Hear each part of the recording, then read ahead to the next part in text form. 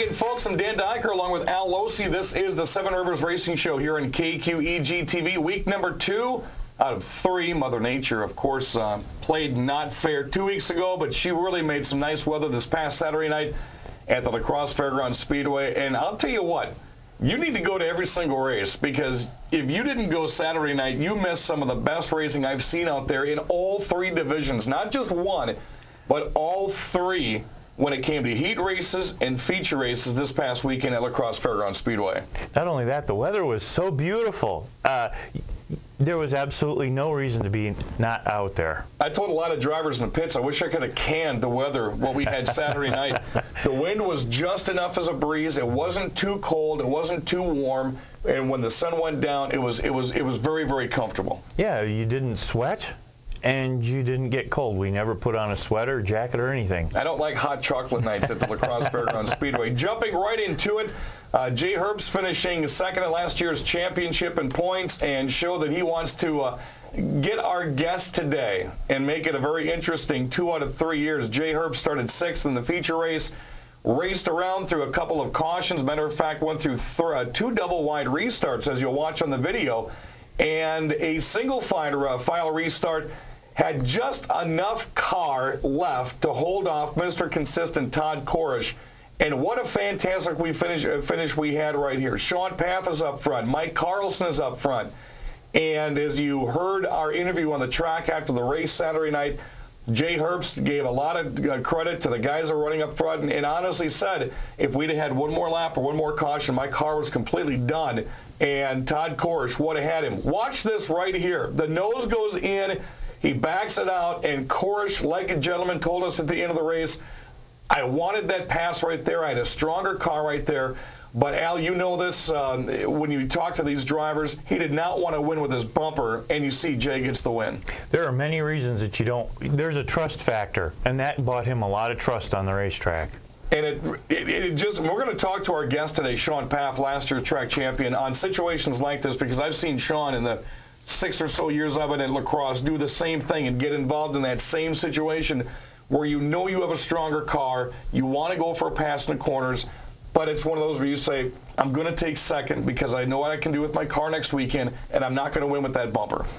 And if he touches that bumper, he's sent to the back, and instead of a second-place finish, he finishes 25th or 26th. You're exactly right. You're exactly right. Qualifying, Todd Korish had a 19.9 his first lap out, and I can't believe he topped it with a 19.763. His best is 19.725. So we knew right off the bat Todd Korish was hooked up and ready to go. Finished second in the feature. Matthew Henderson, second straight week in a row with a heat race win. He finds himself still in the top 5 in points. Skylar Holzhausen got into victory lane this week. He won the second heat race, and the 6-for-6 dash, that's my favorite race out there, was taken home by Jay Herbst.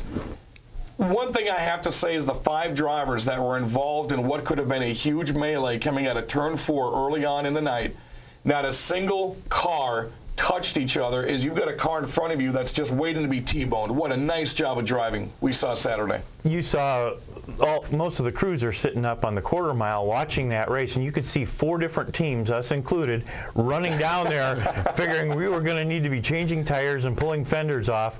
And imagine our surprise when we got down there and everybody drove away. That just made it really nice for us. And I'm sure everybody changed a pair of brake pads out too, as that's a lot of red coming off those cars avoiding that crash. So kudos to those drivers avoiding that. North Country Contractor Sportsman, first time this has been happening in a while for Randy Humfeld. He's qualified at least 17 times fastest over the past 3 years.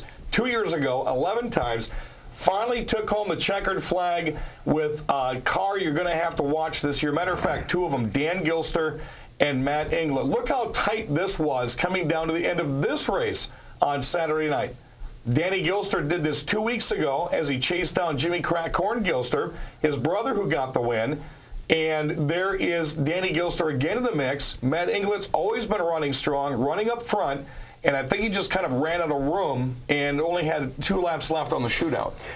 And in that division, I know the Gilsters and Humfeld, they pit almost right next to each other, so it's a very friendly rivalry, which almost sometimes makes them drive that much harder against each other. See, Randy Humfeld, if you haven't been out to the track yet, is that new body of that number 6, and he's just loving that car. He was kind of eerie on how it was going to run this year. Motor-wise, he's set up right, and he was really happy as he came off qualifying with a 21.943. Heat race 1 was won by a birthday boy, Brian Hesselberg. Greg Scheck won heat race number 2. And the new 6x6 dash this year was won by Chad Rosendahl, who is also one of our outlaw drivers. And I think he's going to be out here soon enough to possibly chase down new grandfather John Olson out of Sparta. A very interesting Thunderstock race as well, and that point race is going to be one to watch this year. Adam Moore won the championship last year. Brother Andy Moore is contending as well, but he didn't do it in this one here. That's Andy's car from last year, but Raymond Hardy behind the wheel this season. And Jay Kruger watched the wagon come out of nowhere to win this race. Some paint treating with Jason Bolster. He's got room on the inside, and then watch the accelerator. Nice bit of driving, third class on the night. Here comes the last lap. Bolster a little bit too far outside, 3 wide, just a tad bit in the corners. Kruger found some daylight, and it was a horse race from there. Lap car may have had something to do there. That's a new driver out of Sparta. And Jay Kruger right at the line, making that an interesting race as well. Brad Worthen won the dash. Chris Webber won the first heat race. Andy Moore won the second heat race. And what a night we had in Thunderstocks. I mean, all 3 races came down to the wire. It sure is fun. When we're in the pits, we don't have a chance to watch these things. So it's really fun to watch this on the monitor and see how those other races turned out, too. Also, Thunderstock's novelty was a double spin win race. Brad Worthen was your track champion last year, and he is on fire this year. He won the first novelty race out. He won this novelty race, but they had so many cars, which is fantastic for the Thunderstocks, that they had to run a second spin to win. And Chris Webber got that. And Brad Worthen, one of the interesting stories coming out of Thunderstocks this year, has a couple of second-place finishes in the feature. He's won a couple of novelty races, and the Pretty in Pink 22 maybe one to contend with this year with Andy Moore. That would be nice, especially seeing the car count out there. I know the track and the fans really love the larger car count for that series. Heather Hutchenreiter won the Queen Bees race, and she was in Nate Towner's always flashy Hornet number 92. Kim Eckelberg, one of our favorites, second place 2 years in a row. Those Queen Bees sure have fun out there. I just know every one of them that get out of those cars are just laughing and just having a blast out there. Coming up on the program, we have Unique Edge Customizing Street Drags coming up tomorrow night. 6:30 is when the cars usually hit the track, about 200 or so, different makes and models. We'll break that down for you later in the program. And then, of course, racing Saturday night. Straight from Miller Park, the Clements Sausage Racers are going to be out. I want to see Sean Paff as the Italian sausage. I want to see you as the hot dog, and I want to be the brat. Is it brat or brat? Well, it could be both. Saturday night, Clements Sausage is brand new to the track this year. You're going to see them coming straight from Miller Park.